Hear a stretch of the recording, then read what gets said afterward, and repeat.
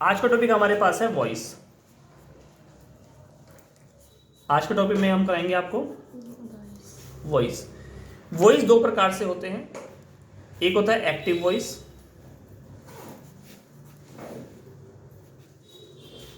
और एक होते हैं पैसिव वॉइस। एक होता है एक्टिव वॉइस और एक होता है हमारे पास पैसिव वॉइस। एक्टिव वॉइस को हम डायरेक्ट अगर बोलें तो टेंस के फॉर्म में भी हम समझ सकते हैं। जितने भी हम टेंस पढ़ते हैं वो सारे क्या होते हैं बेटा, एक्टिव वॉइस होते हैं।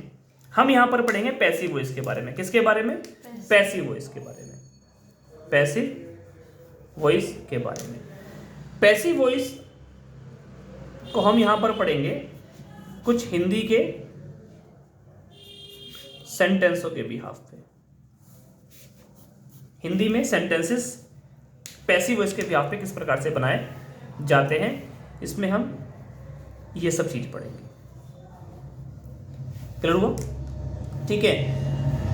एक्टिव की बात करते हैं जिसे हम टेंस बोलते हैं, और एक होता है हमारे पास पैसिव वॉइस। क्या होता है बच्चों? Passive voice. दोनों में डिफरेंस क्या होता है? सबसे पहले आपको समझना है डिफरेंस। दोनों में डिफरेंस क्या होता है टेंस और पैसिव वॉइस में? टेंस में हमारे पास डायरेक्ट आपको पहले मिलेगा सब्जेक्ट। क्या मिलेगा? सब्जेक्ट। फिर मिलेगी हेल्पिंग वर्ब, फिर मिलेगी मेन वर्ब, फिर मिलेगा ऑब्जेक्ट। पैसिव वॉइस में क्या होता है? पहले आपको मिल जाएगा ऑब्जेक्ट। क्या मिलेगा? ऑब्जेक्ट। फिर मिलेगी आपको हेल्पिंग वर्ब, फिर मिलेगी आपको मेन वर्ब, और फिर मिलेगा आपको by plus subject. It means अगर मैं बात करूं टेंस की, टेंस के अंदर जो आपको स्ट्रक्चर मिलेगा वो simple subject, helping verb, main verb और ऑब्जेक्ट। मेन वर्ब में आपके पास जो वर्ब होगी वो फर्स्ट भी हो सकती है, सेकंड भी हो सकती है, थर्ड भी हो सकती है, फोर्थ आईएनजी फॉर्म और फिफ्थ एस या ईएस वाली फॉर्म भी हो सकती है। मेन वर्ब आपको फर्स्ट भी हो सकती है, सेकंड भी हो सकती है, थर्ड भी हो सकती है, फोर्थ भी हो सकती है और फिफ्थ एसईएस वाली भी हो सकती है। बट आपके पास बात करते हैं अगर पैसिव वॉइस की, तो पैसिव वॉइस में हमारे पास जो मेन वर्ब होगी वो हमेशा थर्ड ही रहेगी। कौन सी रहेगी? थर्ड। हमेशा से थर्ड फॉर्म। आपको पैसिव वॉइस में थर्ड फॉर्म ही क्या करनी है? यूज करनी है। चलिए जी, एक और पहचान अगर बात करते हैं हम टेंस की और वॉइस की। टेंस और वॉइस समझाने के पर्पस पे समझें तो टेंस में हमेशा कोई भी काम सब्जेक्ट क्या करता है? जो सब्जेक्ट है हमारे पास जो करता है, सब्जेक्ट कार्य कर रहा है, कार्य करता है। वॉइस में क्या होता है? कार्य करता नहीं है, कार्य करता है या कार्य होता है, ये है आपका टेंस। बट वॉइस में कार्य किया जाता है, कार्य किया जाता है, होता नहीं है बल्कि किया जाता है। टेंस में सब्जेक्ट आपका शुरू में लिखा हुआ है, वॉइस में आपके पास जो सब्जेक्ट है वो बाय करके आता है। क्या आता है? By plus subject. By plus subject आता है। जैसे कि by Raju, by Sunita, by me, by him, by you, by her, या फिर किसके द्वारा? तो बाय हूम। सब्जेक्ट टेंस में क्या था? शुरू में ही, शी, इट, बट यहां पे क्या? शी की जगह बाय हर। वो कैसे कैसे आएगा एक एक करके हम समझेंगे। ये हुआ बेसिक हमारा कॉन्सेप्ट वॉइस को लेकर के। टेंस में वॉइस में डिफरेंस क्या है? टेंस में कोई काम होता है, वॉइस में कोई काम किया जाता है। टेंस में हमारे पास वर्ब की first, second, third, fourth, fifth form होती है, बट पैसिव वॉइस में हमारे पास ओनली थर्ड फॉर्म यूज होती है। टेंस में हमारे पास सब्जेक्ट शुरू में आता है, वॉइस में हमेशा सब्जेक्ट बाद में आता है। टेंस में एंड में ऑब्जेक्ट आता है और वॉइस में शुरू में ऑब्जेक्ट आता है। ऑब्जेक्ट शुरू में आता है। टेंस में कोई काम होता है, वॉइस में कोई काम किया जाता है। Is that clear? समझ में आया? अब हम करते हैं वॉइस कौन कौन से हम एक एक करके पढ़ेंगे, जिसमें पहला हमारे पास वॉइस है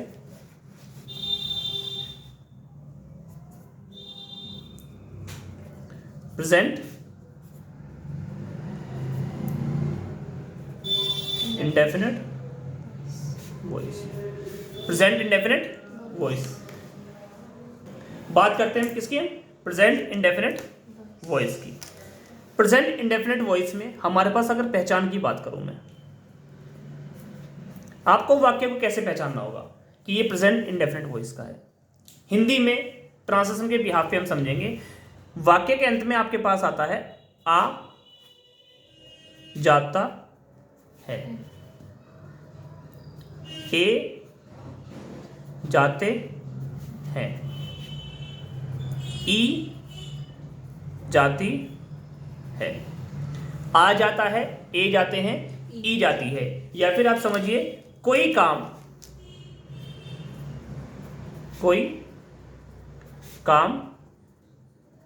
किया जाता है, कोई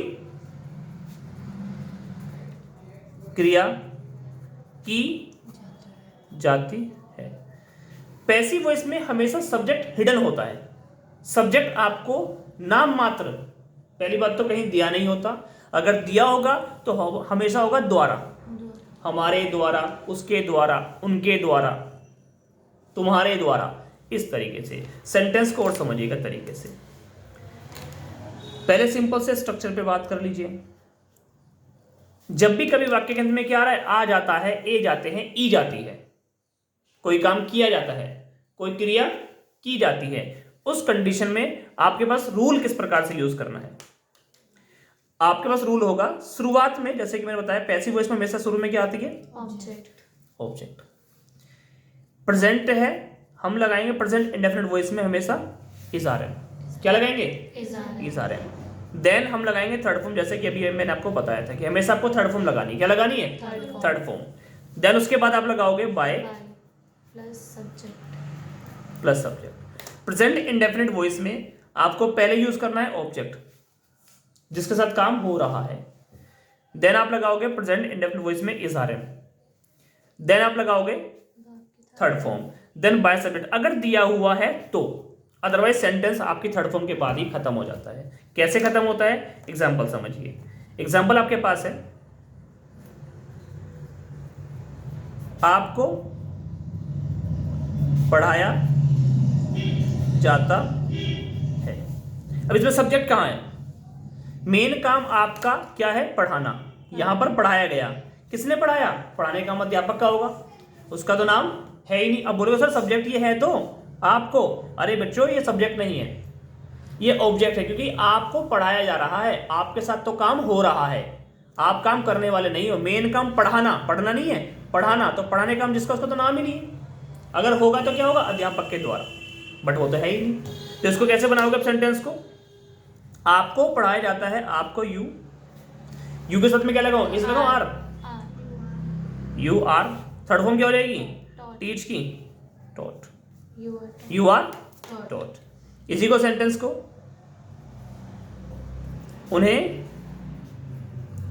हमारे द्वारा सूचित किया जाता है। सेंटेंस क्या है? अब देखो यहां पर सब्जेक्ट क्या है? हमारे द्वारा, क्योंकि सूचित कौन करेंगे?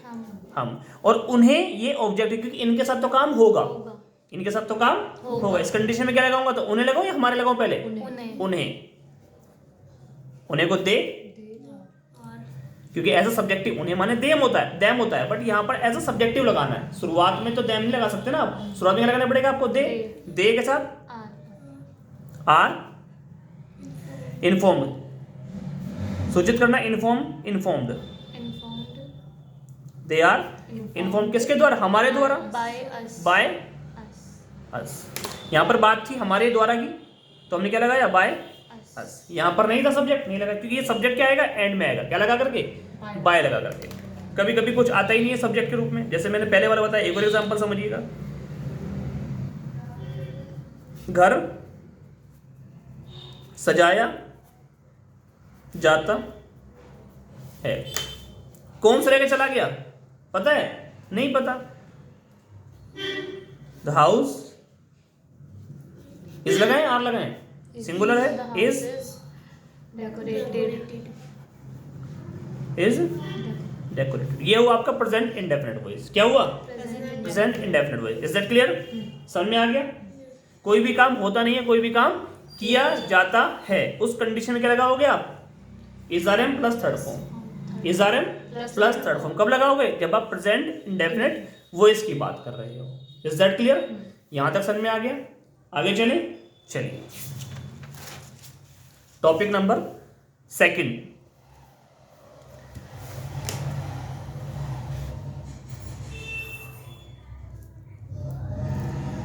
Past indefinite voice.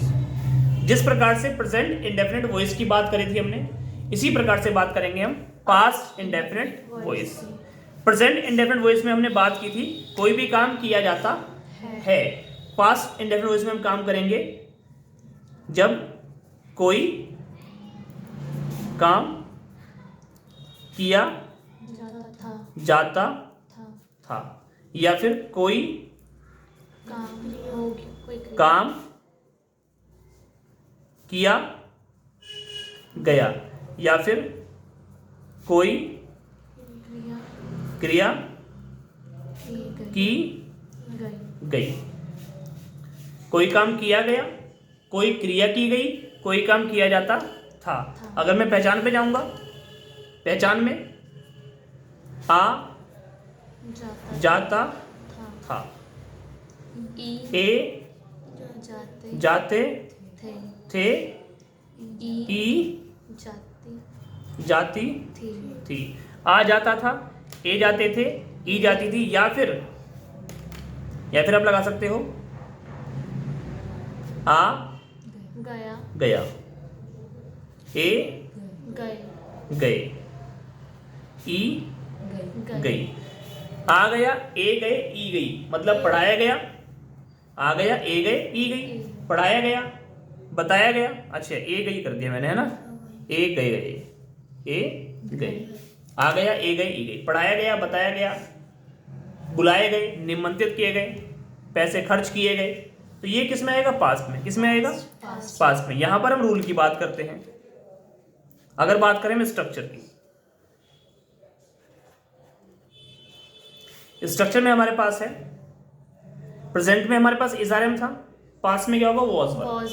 बाकी कॉन्सेप्ट सेम रहेगा। शुरुआत में object, then was, were, then third form, then subject. ठीक है? वॉज वर, वहां प्रेजेंट में क्या था हमारे पास? इज आर एम, और पास्ट में क्या है? Was were. समझिए, एग्जाम्पल के भी आप पे समझिएगा। चलिए, सेंटेंस नंबर 1, जैसे कि सारा कार्य या काम समाप्त किया गया। तब कौन कर रहा है काम समाप्त? उसका तो नाम ही नहीं है, ये तो काम है, ये तो ऑब्जेक्ट है। तो all the work was finished, all the work या ऑल द टास्क क्या किया गया? समाप्त किया गया। वॉज, finished, समाप्त करना क्या होता है बच्चों? फिनिश्ड। थर्ड फॉर्म क्या हो जाएगी? finished, क्या हो जाएगी? finished, नेक्स्ट सेंटेंस हमारे पास है, उन्हें सच बताया गया।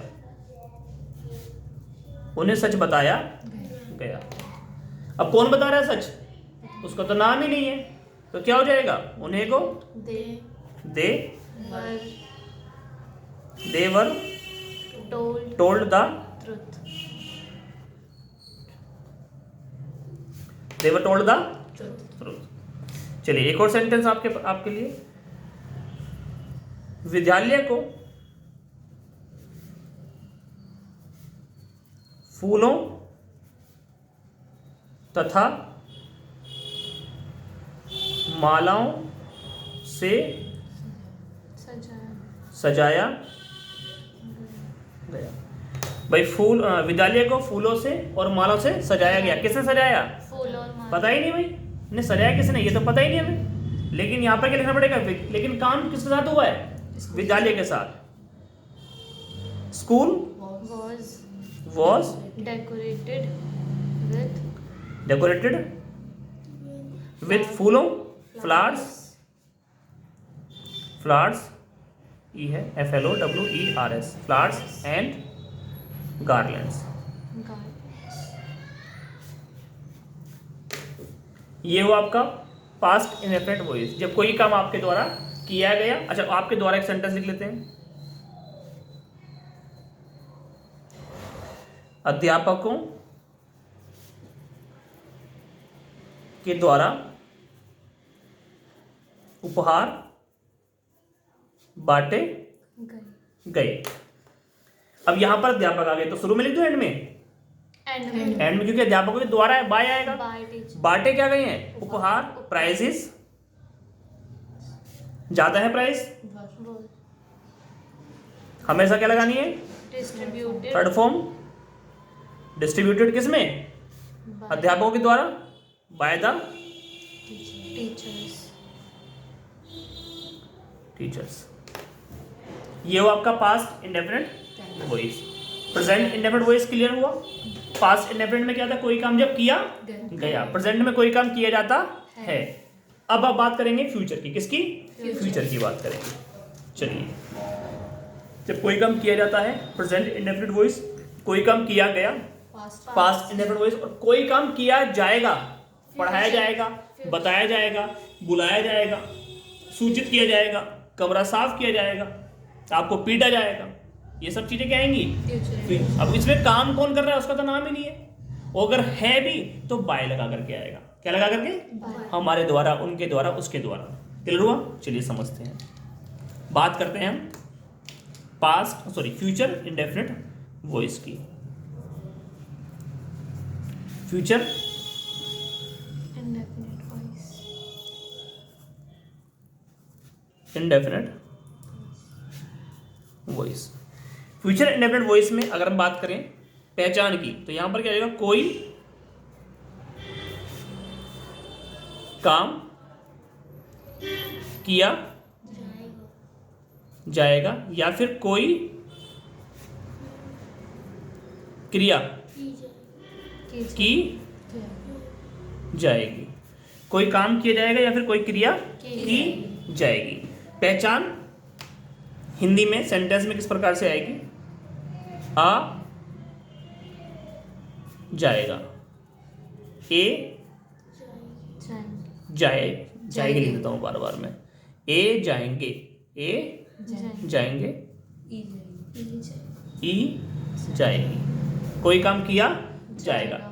ये वॉइस इंग्लिश में इंग्लिश भी होते हैं, बट यहां पर करा रहा हूं मैं पैसिव वॉइस हिंदी ट्रांसलेशन के लिए, हिंदी के वाक्य को इंग्लिश में ट्रांसलेट करने के लिए, क्योंकि स्पोकन क्लास के बिहाफ पर है। एकेडमिक क्लास के बिहाफ पे क्या होता है? English to English passive voice पढ़ाए जाते हैं। क्लियर हुआ? वो अलग होते हैं। चलिए, यहाँ पर हमें सेंटेंस बनाना है, तो यहाँ पर इस प्रकार समझा जाएगा आपको। कोई काम किया जाएगा, कोई क्रिया की जाएगी। आ जाएगा, ए जाएंगे, ई जाएगी। जैसे कि पढ़ाया जाएगा, बताया जाएगा, बुलाया जाएगा। ठीक है, चलिए डिस्कस करते हैं सेंटेंस के बिहाफ पे। पहले रूल लिख लेते हैं इसका। बात करते हैं स्ट्रक्चर की। स्ट्रक्चर में आपको लिखना पड़ेगा, इसमें शुरुआत में क्या आता है वो इसमें फ्यूचर, तो क्या हो जाएगा? विल या शेल, देन बी। यहां पर क्या आएगा? Be, then third form, then by subject. चलिए एग्जाम्पल से और क्लियर हो जाएगा। जैसे कि उन्हें निमंत्रित किया जाएगा। कोई काम किया जाएगा, काम क्या हो रहा है इसमें? निमंत्रण का। उन्हें निमंत्रण का हो रहा है, लेकिन कर कौन रहा है? उसका तो नाम ही नहीं है। तो उस कंडीशन में क्या मानेंगे इसे? वॉइस मानेंगे। क्लियर हुआ? चलिए एग्जाम्पल को इंग्लिश में ट्रांसलेट करते हैं। उन्हें को क्या बोलोगे आप? देखो, उन्हें को तो देम बोलते हैं, बट यहां पर ऐसा सब्जेक्टिव लगेगा ना, तो दे लगाना पड़ेगा। They will be invited. अगर बोलो उनके द्वारा, हमारे द्वारा, उसके द्वारा, यहाँ पर bye her, by him. Clear हुआ? चलिए एक और सेंटेंस पढ़ लेते हैं। हमें उसके